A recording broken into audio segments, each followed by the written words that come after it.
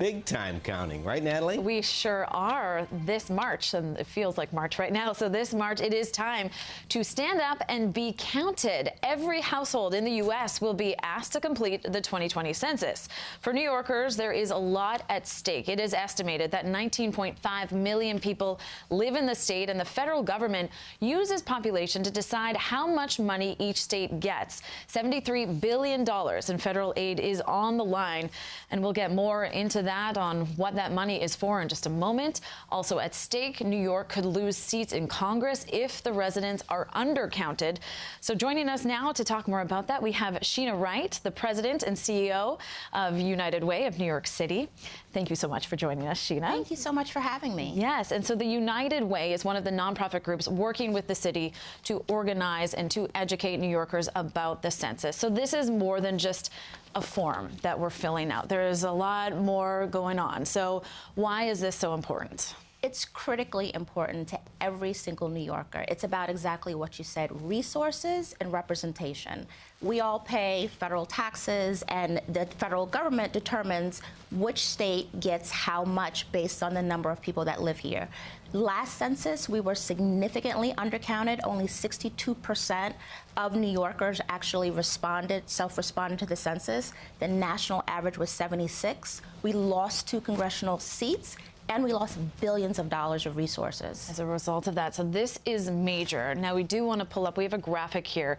Specifically, officials say $73 billion in federal aid is on the line. And that's for things like we see here, housing, highway construction, special education, school lunches, and that's $3,700 per person. So can you give us an example of a program that could lose funding? One of the things that we're very focused on at United Way is hunger in the city. It is a significant problem. So programs like school lunch, programs like SNAP, which really give working poor families extra dollars to buy food, would be impacted.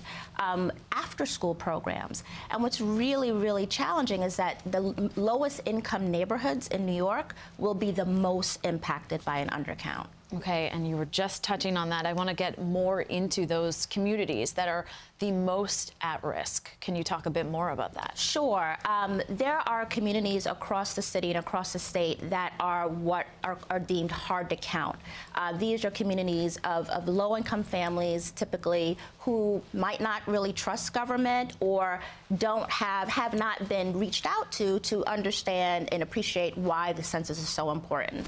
And it's in those communities where we have the most significant undercount, and it's in those communities where many of the vital resources that come from the federal government flow for things like after school and Title I. These are schools that have predominantly low-income kids. They will lose funding for libraries, for books, for technology if we don't get it right. And that's why it's so important to reach out. So what is United Way and other groups doing? So what's really exciting is that this is the first time that the city and the state is doing a major campaign so that every New Yorker gets counted. So communication is key.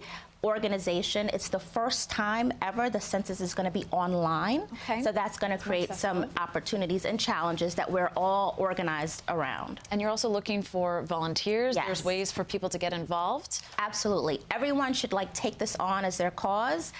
They should tweet about it, be on social media, but they can also volunteer. New York City is divided into 245 neighborhoods, and every person can volunteer to make sure everyone in your neighborhood is counted. It's not just good enough for you to be counted, but we are also responsible for our neighbors. And that is all very positive, talking about the volunteers. But the one question we have to ask is, how can people be sure that people coming to their door are legitimate? We unfortunately see a lot of cases of people abusing situations like that. Well, the good thing is that it's a self-response. So individuals, you can go online and no one is going to come to your door. You can fill it out in paper, you can call, and that's what we really want people to do. Starting March 12th, self-respond to the census. If you don't self-respond, there'll be officials, and you'll be able to identify them very clearly, that come from the Census Bureau to actually knock on your door and do a count. But we really, really want people to self-respond.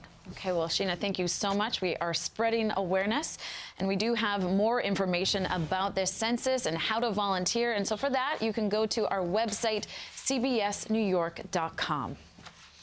Well, New York City might have a unique new resident. A bald eagle has been spotted